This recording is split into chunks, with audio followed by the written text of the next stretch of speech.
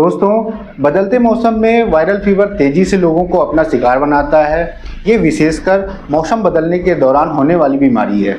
जब भी मौसम बदलता है तो टेम्परेचर में उतार चढ़ाव के कारण हमारे शरीर का इम्यून सिस्टम कमज़ोर पड़ जाता है और जिसके कारण आसानी से हमारा शरीर वायरस के संक्रमण की चपेट में आ जाता है। आमतौर पर वायरल फीवर के लक्षण आम बुखार जैसे ही होते हैं, जैसे माथा बहुत तेज गर्म हो जाना, शरीर का टेम्परेचर बढ़ जाना, ठंड के साथ कपकपी आना और कभी कभी सिर दर्द, बदन दर्द और जोड़ों में दर्द भी देखने को मिलता है। इसमें बहुत सारे लोगों को आंखों में लालपन भी आ जाती है।